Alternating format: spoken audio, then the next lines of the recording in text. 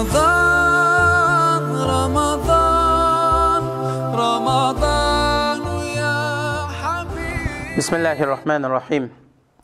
Elhamdülillahi Rabbil alemin. Ve salatu ve selamu ala Resulina Muhammedin ve ala alihi ve sahbihi ecmain. Amma ba'd.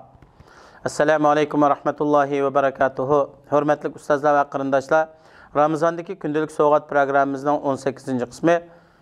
Bichara Adem balası pekirlikten korkkandak, dozaqtan korkkan bolsaydı, her ikkisinden qutulup qalattı.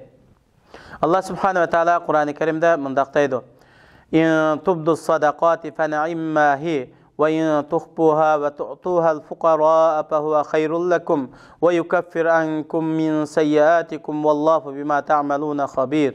Ayetning tercümesi: Sadiqini aşkar bersanlar bu yaxşıdır.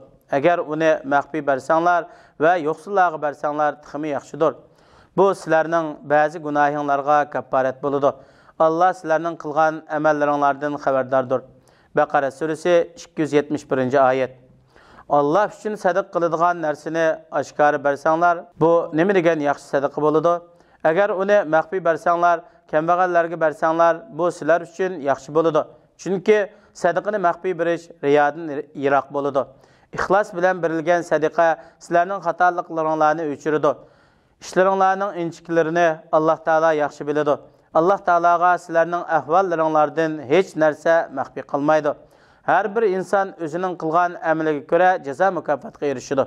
Ebu Hureyre radıyallahu anhu'dan bayan kılınan hadiste Peygamber Ekrem sallallahu aleyhi ve sellem mundaq degen: Kim ki bana bir qitim durud salam yollaydı iken, Allah Teala o kişiye bunun bilen 10 hatalıkını öçürdü, 10 derece kötürdü. İmam Ahmed İbn Himman Nisai rivayet kılgan hadis. Hikaye. İmam Ahmed İbn Hanbal rahimahullah mundaq deydi: Men bir seferde ketip atatdım. Yolda kişilerin mallarını uğurlayatkan bir uğurunu gördüm. Bu uğurunun özüne yana mescitte namaz ada kılıvatkan haleti gördüm. Onun yanına birip, senin kılgının Allah Teala'ya layık olmaydıgan bir iş. Senin işin uğurluk boludiken Allah senin ada kılgan namazını herkes kabul kılmaydı depti. Uğuru. Ey imam, men bilen Allah'ın arasındaki nurgun işikler takaldı. Men aramızda bir işikning bolsumu ochiq bo'lishini yaxshi ko'raman debdi. İmam Ahmed bir qancha aydan keyin farz haj qilish uchun Baytullohga biribdi. Tavob jarayonida Kabening yo'qlig'i esilib, yig'lab, mundaq duo qilayotgan bir odamni ko'ribdi.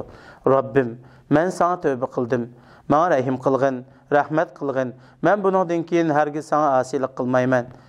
Men Robbiga yalvarib, yig'lab duo qilayotgan bu kishiga qarab, o'ylanib turib qoldim.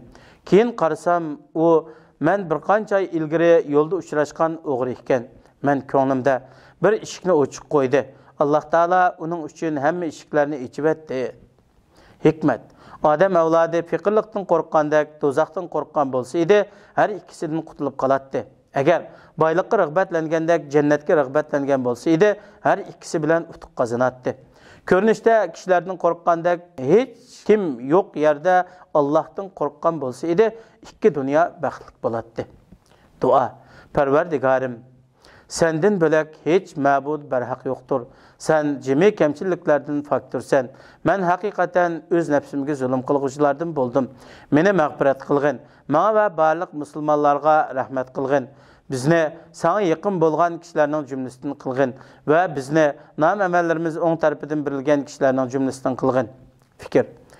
Agarcha sen asi, xatolik sodir qilguvchi, gunoh ma'siyatni ko'p qilguvchi bo'lsang-mu, o'zing bilan Allohning orasidagi hamma eshiklar taqilib qilishdan saqlangin. Cho'qim bir eshik sana barliq eshiklarni ichishi mumkin.